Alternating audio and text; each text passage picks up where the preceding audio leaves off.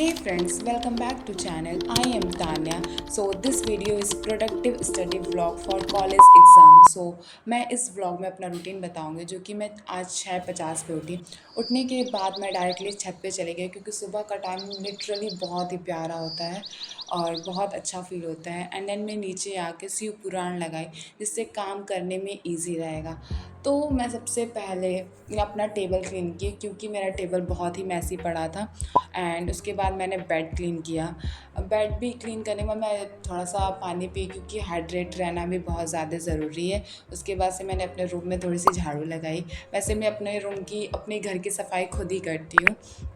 And उसके बाद मैं नीचे गई, थोड़ा सा ब्रेकफास्ट ली जो कि आज चाय टोस्ट था जो कि अनहेल्दी है बट नो वेरी।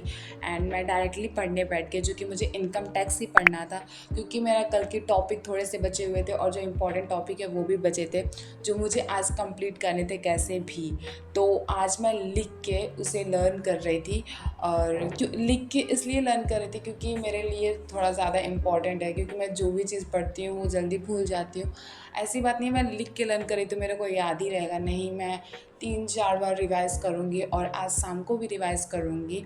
एंड मैं इसे कंप्लीट करने की कोशिश कर रही थी और ये फाइनली आज कंप्लीट हो भी जाएगा क्योंकि मैं इसे आज भी 1.5 घंटे दी लगभग। और यहाँ पे मेरा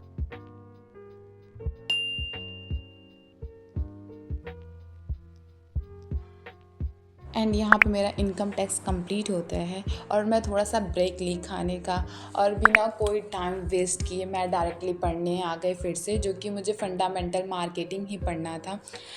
बेड पे बैठी क्योंकि मुझे टेबल पे पढ़ना अभी ज़्यादा सही नहीं लग रहा था तो मैं बेड पे बैठ के पढ़ी।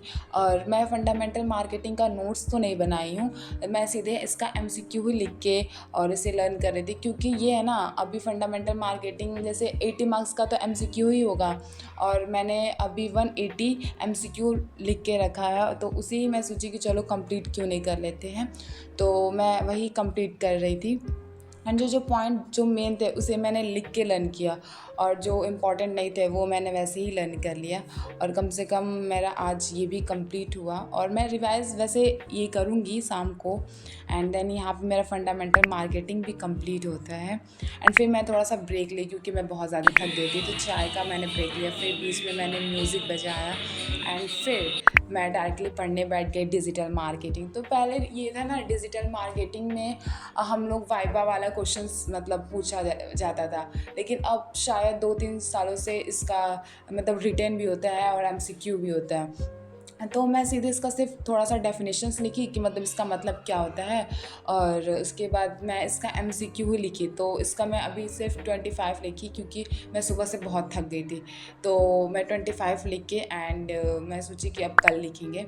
तो फिर मैं थोड़ा सा बाहर चली गई, व्यूज़ मतलब बहुत ही प्यारा था क्योंकि हवा चलने लगी थी। एंड देन यहीं पे मेरी वीडियो एंड होती है। Bye everyone, please more subscribe अगर मेरी वीडियो अच्छी लगी हो तो।